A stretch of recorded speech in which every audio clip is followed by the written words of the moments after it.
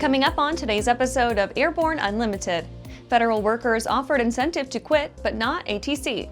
Sporty acquires PilotWorkshops. Divers pull black boxes from DC and Philly crash wreckages.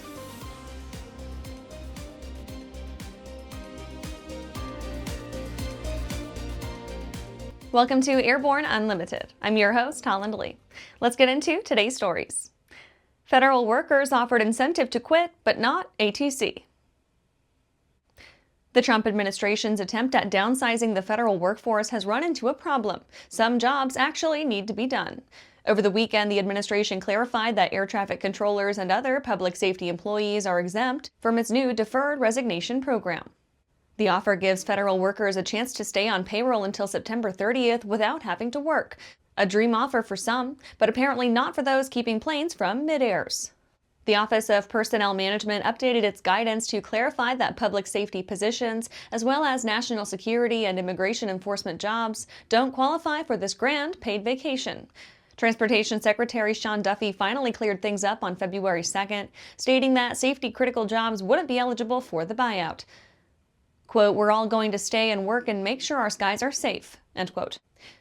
It's a noble sentiment, though the air traffic controllers who have been pulling 6-day weeks and working overtime to make up for chronic understaffing might have appreciated a bit more clarity before the mass email went out. The FAA is already nearly 3,000 controllers short of its staffing targets. There are currently about 10,800 certified controllers, the same as in 2023, but still down 10% from 2012. After the break, NOTAM system restored after temporary outage. Looking for a new generation of proven and efficient aviation power plants that boast modern engineering, electronic ignition, and both direct and gear drive systems? With 100 horsepower to 240 horsepower, the Skyline and Redline engines offer uncommon value in an overpriced industry. Whether you are looking for fixed wing or rotor, MW Fly Americas has been established to service the American market with dedication and expertise. MWFlyAmericas.com. The legendary BD4C program is building an exciting future for those who want a rugged 4-seat family flyer with a proven history. The SureWings program produces a complete kit and builder assist program that gives you everything you need to be flying a BD4CS in record time. For conventional kit builders, BD Aviation has parts, partial kits, and full kits for the 190-mile-per-hour BD4C that has logged thousands of hours. Visit SureWings.com and BDAviation.com for more details. Welcome back. Now let's take a trip around the patch for some shorter stories. NOTAM system restored after temporary outage.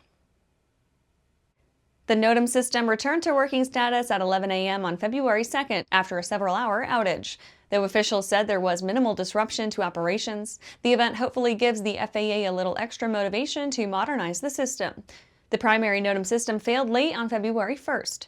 While this does not directly affect flight operations, NOTAMs are crucial to inform crews of any potential hazards, including procedure changes, lighting outages, or special events nearby. Textron sells first foreign military multi-engine trainers. Textron Aviation announced its first international sale of 7 of its Beechcraft King Air 260 military multi-engine training aircraft to Skyline and KF Aerospace to support the future aircrew training program for the Royal Canadian Air Force. Deliveries are expected to begin in the first half of 2028. The new King Air 260s are intended to replace the King Air 90B aircraft that the RCAF has used for decades. Textron's King Air production line in Wichita, Kansas, will build and deliver the King Air 260 trainers. NASA and partners approve Axiom space crew for ISS mission. NASA has approved 4 crew members for the next Axiom Space private astronaut mission to the ISS, which will launch from NASA's Kennedy Space Center in Florida no earlier than the spring of 2025. Peggy Whitson, a former NASA astronaut, will be the commander of the commercial mission.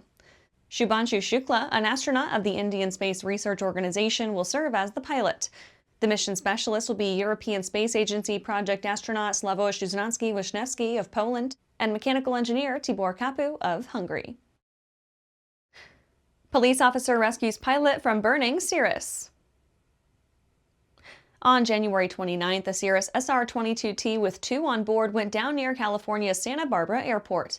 A police officer conducting a traffic stop nearby was able to assist the victims just before the aircraft exploded. The officer heard a loud noise and looked up to find a small aircraft plummeting towards the ground with its ballistic parachute deployed. The police officer headed towards the crash site, calling for fire and EMS services while rushing to the burning aircraft. That's it for today's trip around the patch. Let's get back to the rest of the news. Sporty acquires PilotWorkshops. Sporty's announced it has acquired PilotWorkshops. The acquisition brings together two organizations with the shared mission of making flying safer, easier, and more enjoyable for pilots everywhere. Sporty's has been a leader in aviation education since its founding by engineer and flight instructor Hal Shevers in 1961. The company offers flight training, including ground school training courses for all certificates and ratings, as well as actual flight training through Sporty's Academy Flight Training Center out of Claremont County Airport in Batavia, Ohio. PilotWorkshops provides online training courses and manuals that offer practical, scenario-based lessons for GA pilots through its innovative VFR and IFR Mastery series that help pilots achieve and maintain a high standard of safety and proficiency. Their award-winning instructors and training programs have been used and trusted by more than 200,000 pilots. Mark Robideau, founder of PilotWorkshops, said, quote, "PilotWorkshops was founded with the goal of helping pilots improve their skills and confidence. By teaming up with Sporty's, we're taking that mission to the next level," end quote. After these messages, divers pull black boxes from DC and Philly crash wreckages.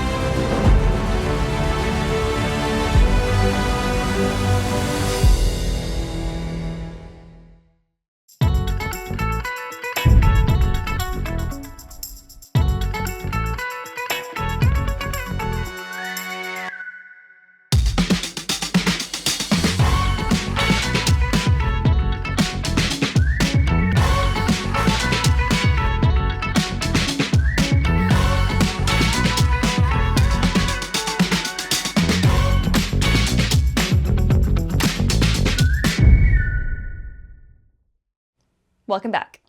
Divers pull black boxes from DC and Philly crash wreckages. NTSB investigators got their first look at cockpit audio and flight data recordings after divers successfully pulled black boxes from the fatal Potomac crash. All three have been taken to the lab and seem to be in good condition. The crash occurred on January 29th near DCA.